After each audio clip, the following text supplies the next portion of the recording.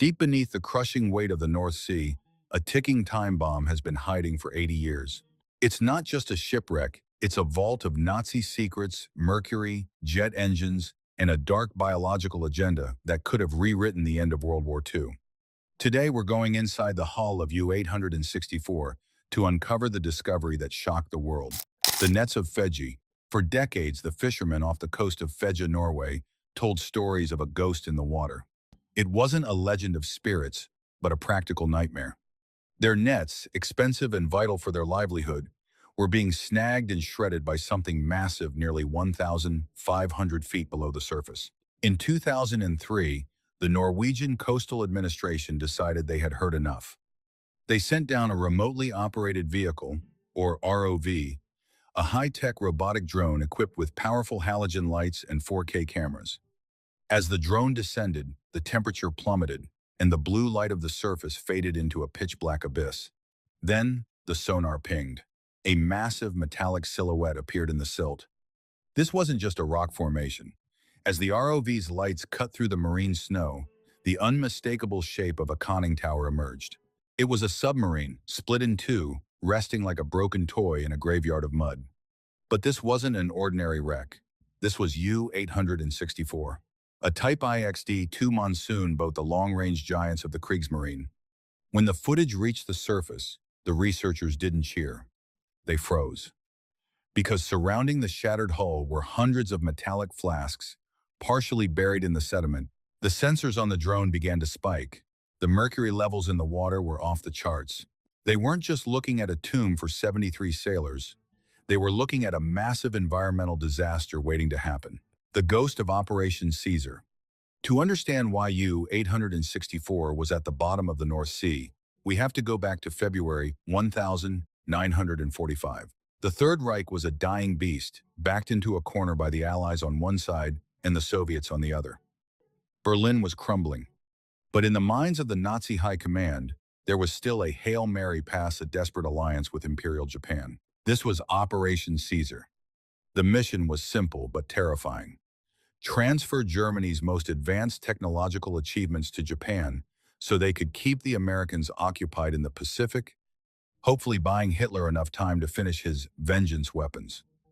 U-864 was chosen because of its massive size. It was a cargo-carrying predator. For 2 weeks in the subpens of Bergen, Norway, the air was thick with tension. Armed SS guards patrolled the docks as crates marked with high-level clearance were loaded into the hull.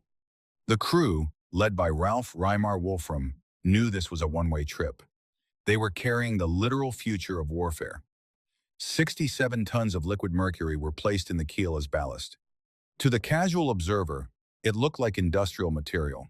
But mercury was the key to high-tech detonators and even early research into nuclear triggers.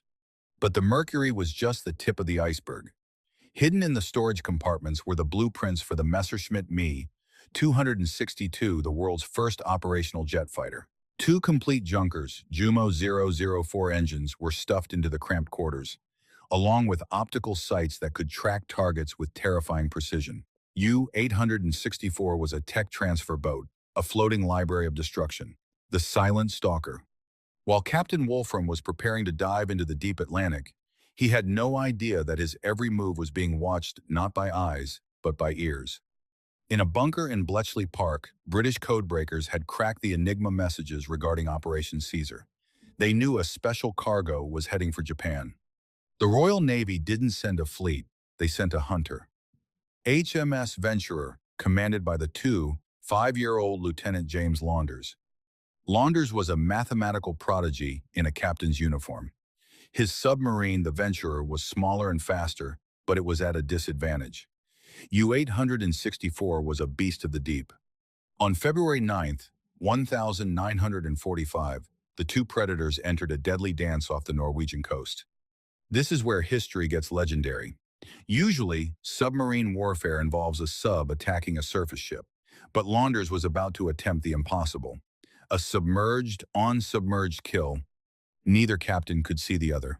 They were blind, relying entirely on hydrophones, underwater microphones that picked up the rhythmic thrum-thrum-thrum of propeller blades. Wolfram, sensing a presence, began a zigzag maneuver.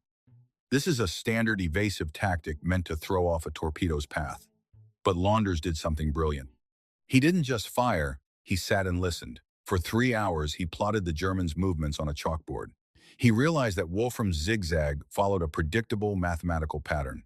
He calculated the speed, the water temperature, the deflection of the currents, and the estimated depth.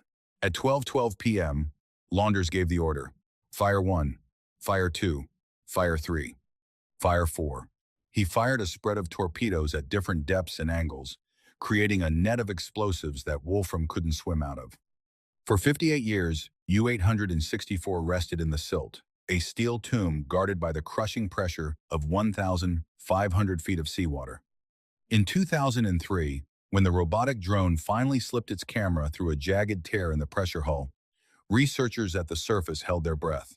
They expected to see standard military hardware, torpedoes, shells, and perhaps the personal effects of 73 lost sailors. What appeared in the halogen lights was something else entirely: the true purpose of the ballast. First, they had to address the mercury. Why was a combat submarine carrying 67 tons of a rare, toxic liquid metal as ballast? Skeptics' initial argument was that Japan, cut off from global trade, desperately needed mercury for basic industrial processes. That argument was too simple for Operation Caesar. The drone identified that the flasks were concentrated in the keel, but many were stored in the cargo holds among other high-priority materials. Historical consultants brought onto the project, including experts in Nazi nuclear research, made a terrifying connection. Mercury, besides its role in industrial switches and temperature gauges, was crucial in the mid-1940s for manufacturing precise detonators for atomic weapons. An atomic bomb is not just a pile of uranium. It requires incredibly complex, implosion-based conventional explosives to compress the nuclear core perfectly evenly. In 1945, the most reliable way to achieve that sub-millisecond precision was through mercury-based triggering switches. Germany had the theoretical know-how to build these triggers, but lacked the raw uranium. Japan, conversely, had secure uranium mines in its occupied Asian territories, but was years behind in detonator technology. Operation Caesar was the final handshake. Germany would send the firing brain, and Japan would send back the uranium body, the ghost engines and blueprints. The drone cameras then swept toward the aft torpedo room, which had been converted into a massive cargo hold. Lying there, covered in silt but structurally recognizable, were two complete junkers, Jumo 00 four-jet engines. These were the power plants of the Messerschmitt Me 262, the world's first operational jet fighter. By early 1945, the Me 262 was the only weapon that could truly terrify American and British bomber crews. Japan, desperate to stop the B-29 Superfortress raids that were incinerating their cities, begged for this technology. U-864 wasn't just bringing the engines. It was bringing crates filled with thousands of engineering drawings, material specifications, and technical manuals. Germany was sending Japan a plug-and-play blueprint to industrialize jet technology in Asia, potentially turning the air war in the Pacific upside down. Alongside the engines were experimental infrared fuses, advanced optical gun sights, and torpedo guidance components that were years ahead of Allied technology. But the cargo listed harmlessly on the manifest was just the hardware. The truly irreplaceable assets on U-864 were the passengers. Squeezed into the already cramped officers' quarters were a team of Germany's most brilliant technical specialists: physicists, metallurgists, aeronautical engineers, and ballistic experts. These weren't soldiers, they were the knowledge transfer itself. Their mission was to land in Japan and oversee the reproduction of every piece of equipment on board. When James Launders fired his torpedoes, he didn't just sink a submarine, he wiped out a generation of scientific minds that could have extended the war for months or years. The biological agenda, the ultimate secret. As the deep-sea drone continued its scan, moving past the shattered engines and the leaking mercury flasks, it entered the final accessible compartment, the aft cargo hold. This area had been carefully sealed before U-864 left Bergen. Historians working on the wreck had already noted a strange discrepancy. Several entries on the captured German manifest were marked with high-priority ZZ classification codes, which usually denoted items related to nuclear or special research. When British naval archivist Peter Hennessy cross-referenced these codes with declassified files from the Third Reich's Ministry of Armaments in 2005, he leaned back in his chair, pale. The entries, listed innocuously as research cultures, were not what they seemed. The drone cameras swept across a section of the hold that appeared relatively intact.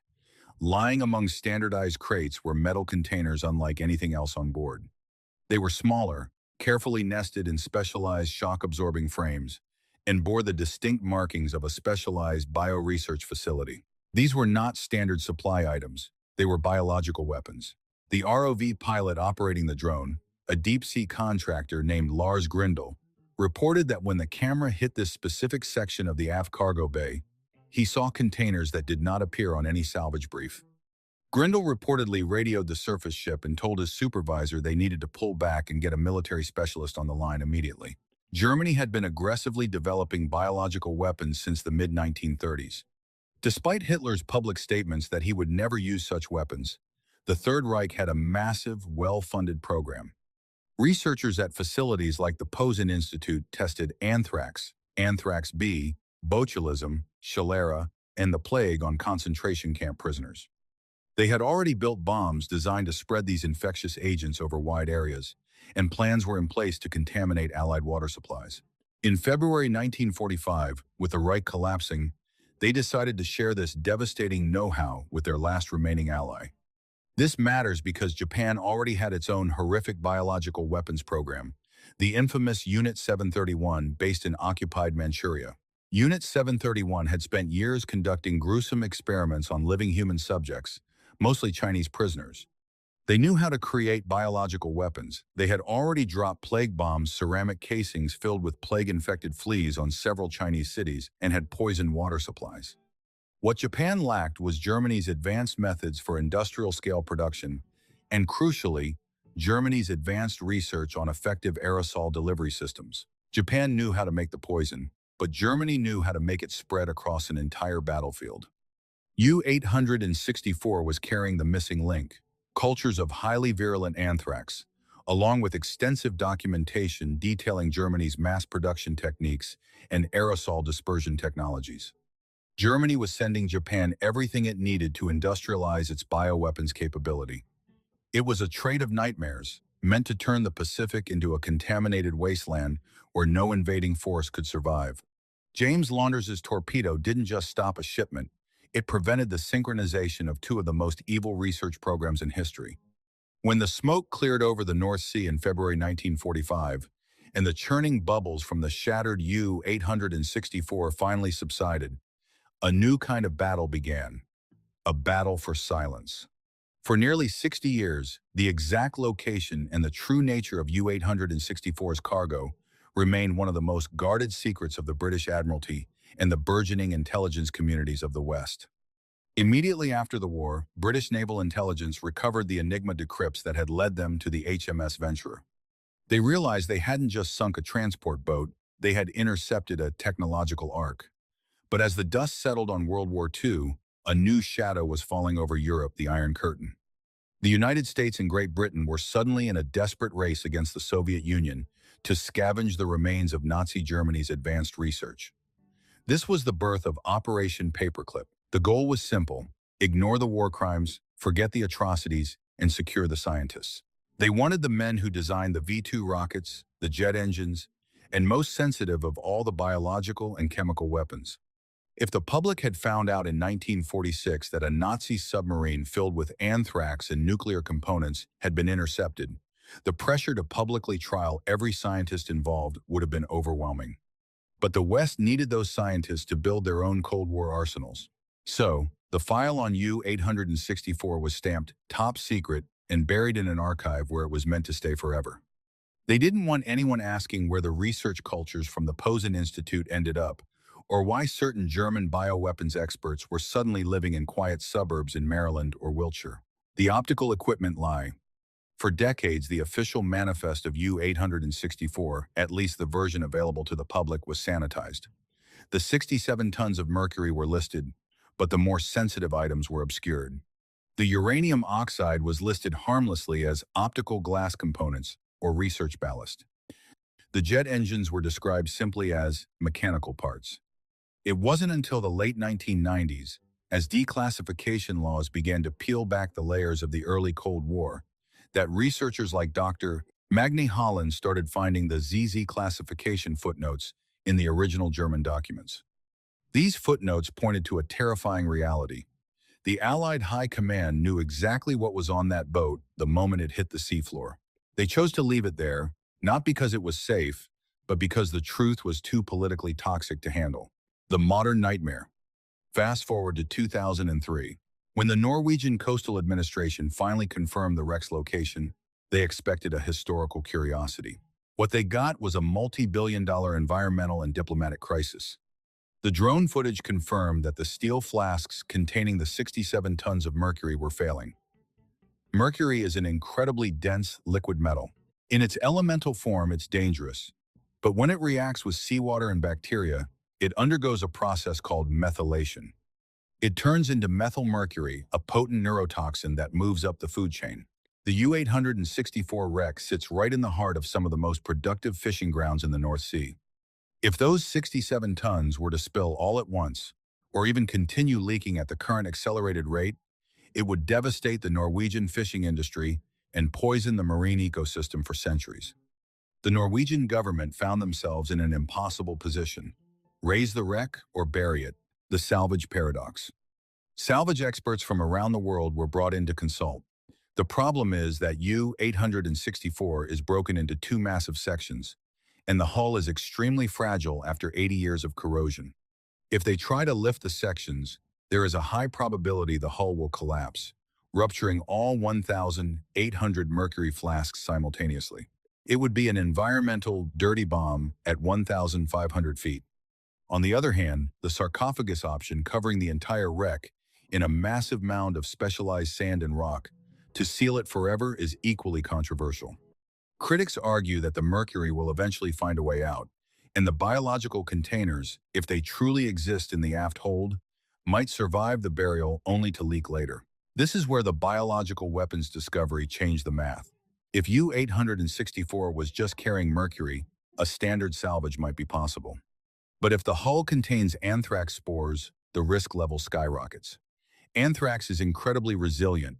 Its spores can remain dormant and lethal for decades, even in harsh environments. Opening that hull or disturbing the sediment could release a biological agent into the North Sea currents. The Norwegian government has delayed the final decision for nearly 20 years. They have spent millions of dollars on monitoring, but every year the readings get worse. The ghost of Operation Caesar is no longer a historical mystery. It is a modern-day hostage situation. To understand why the Norwegian government is paralyzed with indecision, we have to look at the chemistry. When the ROV drones scanned the debris field, they didn't just see silver liquid, they saw a chemical chain reaction that could destroy an entire continent's seafood supply. In its elemental form, liquid mercury, the quicksilver found in the U-864 flasks, is heavy and sinks. If it stayed in that form, it might just sit in the mud.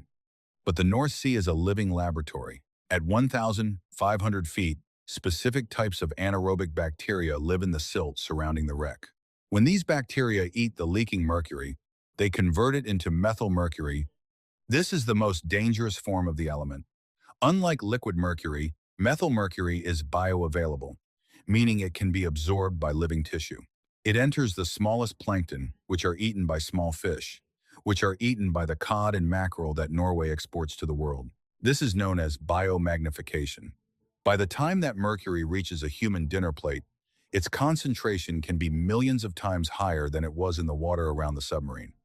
Environmental scientists often refer to U-864 as a slow-motion Chernobyl. If the 67 tons were released in a single catastrophic hull collapse during a failed salvage attempt, the plume of toxic sediment would drift with the North Atlantic current. It wouldn't just stay in Norway. It would hit the coasts of Scotland, Denmark, and the Netherlands.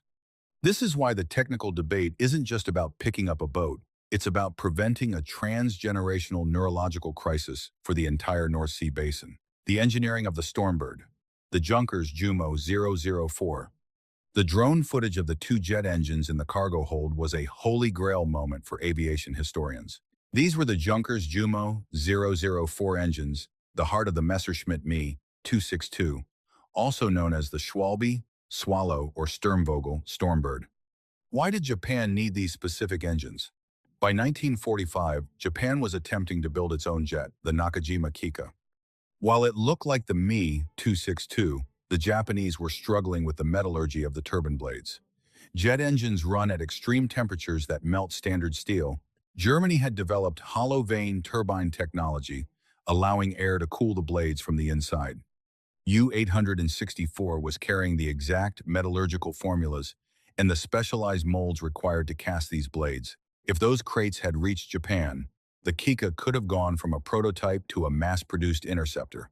Imagine the final months of the Pacific War with hundreds of Japanese jets hitting American B-29s at 540 miles per hour.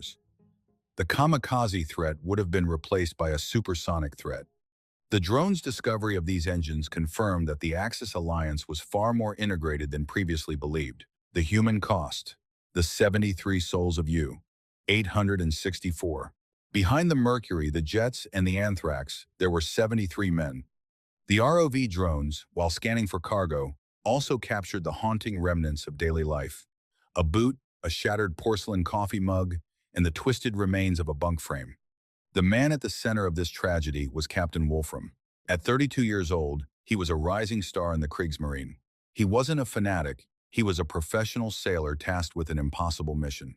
His letters home, recovered from military archives, reveal a man who knew the war was lost but felt a crushing sense of duty to his crew. Among the passengers were also two Japanese scientists, Tadao Yamamoto and Toshio Nakai. They were specialists in torpedo technology and aeronautics, returning home after years in Germany. They were the bridge between the two empires.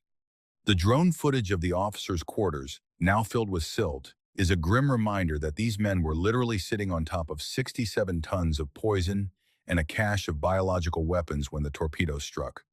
When the HMS Venturer's torpedo hit the forward section, the pressure hull didn't just leak NPR, non-propellant rupture physics dictates that at 200 feet, the hull would have imploded in milliseconds. For the 73 men, there was no Titanic moment of waiting. The pressure of the ocean at that depth is roughly 650 pounds per square inch. The end was instantaneous. The drone found the submarine split in two, the bow and the stern, separated by several hundred meters, a testament to the violence of the explosion. In the final analysis, the story of U-864 is not just about a shipwreck or a cargo of poison. It is about a single moment in time that changed the course of the world. Lieutenant James Launders, the man who commanded the HMS Venturer, passed away in 1988. He lived a quiet, distinguished life, but he rarely spoke about the sinking of U-864. At the time, he was praised for a brilliant tactical victory, the only submerged-on-submerged kill in history. But Launders died without ever knowing the full extent of what he had prevented. He didn't know about the anthrax. He didn't know about the uranium. He didn't know that by sinking that one boat, he had effectively dismantled a final solution for the Pacific War. If U-864 had reached Japan, the invasion of the Japanese home islands would have been met with jet fighters in the air and biological agents on the beaches. The death toll would have been in the millions. Launders wasn't trying to save the world. He was just doing his job, calculating the lead of a torpedo spread on a chalkboard. But in doing so, he became one of the most significant, albeit accidental, saviors of the 20th century. As we look at the grainy drone footage of U-864 today, we see more than just rusted steel. We see a monument to the darkness of the human heart and the incredible power of a single individual to stop it. The mercury continues to leak, the secrets remain buried in the silt, and the North Sea keeps its silent watch over the mercury coffin. Now, we want to hear from you. This is one of the most complex environmental and historical dilemmas of our time. If you were in charge of the Norwegian Coastal Administration, what would you do? Would you take the high-risk gamble to lift the U-864 and remove the poison once and for all? Or would you bury it under a mountain of rock and hope that the sarcophagus holds for the next 1,000 years? The line between a successful salvage and an ecological disaster is razor thin. Drop your thoughts in the comments below. We read every single one, and the debate in our community is where the real discovery happens. If this deep dive into the North Sea pulled you in, if you caught yourself leaning closer as we uncovered the anthrax and those jet engines, then do us a quick favor. Hit that like button. It really helps push this kind of deep investigative content out to more people. And if you haven't already, make sure to subscribe and turn on notifications. We're digging into some of the biggest mysteries out there, from forgotten battlefields to the edges of AI and ancient codes. Trust me, you won't want to miss what's coming next. Thanks for watching.